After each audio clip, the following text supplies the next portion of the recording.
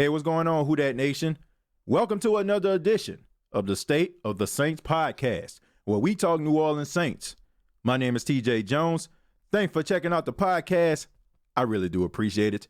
Well, Who Dat Nation, I got some good news for you coming out of Saints camp, and it involves defensive tackle Sheldon Rankins. Now, for those that don't know, according to sources, the New Orleans Saints have elected to pick up Sheldon Rankins' fifth-year option. Now, for those that don't know what a fifth-year option is, I'm here for you. I'll let you know, okay?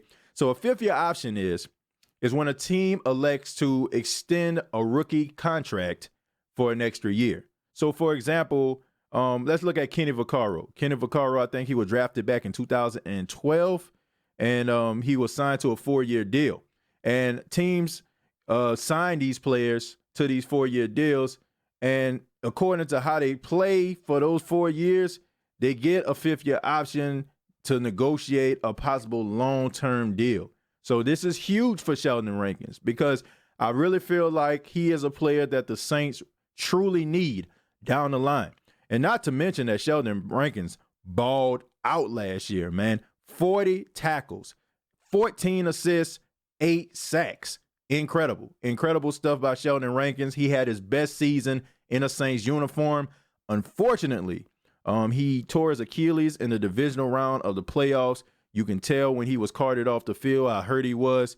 I think the Saints really, truly missed him in the NFC Championship game. I think that it probably would have had a different story. I don't think that some of the plays that took place for the Los Angeles Rams in that NFC Championship game would have happened if Sheldon Rankins was on the field. So I love this move. I love the fact that the Saints are looking towards the future, and they understand that Sheldon Rankins is the future. Now, Sheldon Rankins is one of those guys. He reminds me of a Marcus Colston on defense. He's not one of those guys that is flashy, flamboyant.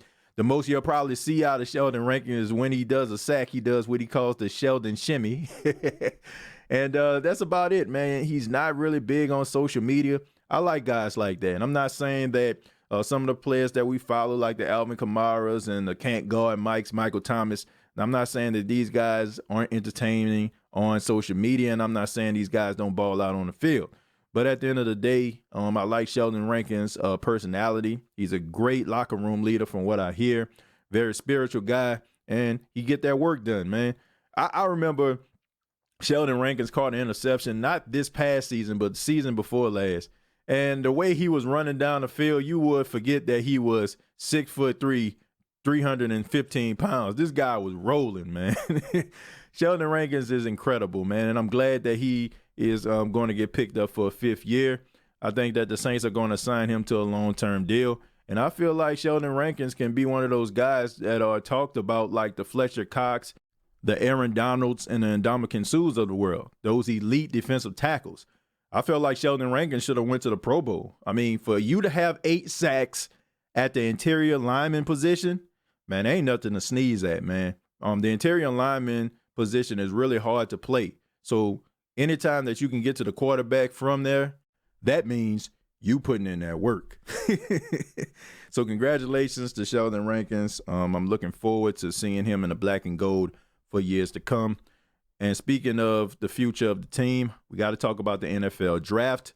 There are some sources going around saying that the New Orleans Saints are open to moving into the first round on Thursday. Okay, if you're listening to this podcast, I'm recording it on a Wednesday, the day before the NFL draft. So the New Orleans Saints are thinking about moving into the first round. I'm not a fan of that. I'm really not. I'm not a fan of the New Orleans Saints moving into the first round because I'm wondering to myself, why would they move into the first round? I mean, they're not trying to get a quarterback. That's obvious if you sign Teddy Bridgewater to a deal. Somebody must have told Teddy Bridgewater that he was going to be the heir apparent to Drew Brees. I don't believe that Teddy Bridgewater will still be a New Orleans Saint if somebody didn't tell him that. So the only reason I feel like the Saints need to move back into the first round is they're looking for a quarterback, and they're not. On wide receivers, I mean, you still can get a good wide receiver in the second and the third round. You can get a good, credible linebacker in the second or the third round. The Saints don't have a third-round pick, I don't think. No, they don't have a third-round pick. They don't have a third-round pick. So the second round, you still can get yourself a decent player at the linebacker, wide receiver position. I asked a question on my Facebook page, facebook.com, search The State of the Saints Podcast. And the question was, what position you think the Saints need to go after? I seen some people say they need to go after the safety position. I don't agree with that. I'm going to tell you why I don't agree with that, because I feel like the Saints are straight at the safety position. I feel that Marcus Williams and Von Bell are good safeties. They're young guys. They're hungry guys. And they don't make many mistakes. So I don't feel like the Saints need to go that route. I think that maybe the Saints need to look into like the free agent market, maybe picking up somebody that can be in that rotation. But I don't feel like they need to draft a guy. Or maybe they can get one of those free agents after the draft. You know, one of those guys that were undrafted that can come in, maybe get a spot. There's always diamonds in the rough that the Saints could take advantage of. I think the Saints need to look at the linebacker position. I want a linebacker that can go sideline to sideline. Alex Anzalone, he can do it. DeMario Davis, he can do it. I feel like they need a young hybrid linebacker, a guy that can cover those running backs and also make those tackles. I'm also open to a wide receiver. I think that Traquan Smith will take another step this season. But I do feel like the Saints need a guy on the other side of Michael Thomas that could free up some of those double teams, a guy that can get open, a guy that's a little bit of a speedy wide receiver. Yeah, we got Ted Ginn Jr. I like that. But Ted Ginn Jr. is 35 years old, and Father Time is undefeated. And, yeah, he still got those burners, but we still need somebody young. And I think that the Saints need to go out here and get a guy that has the speed.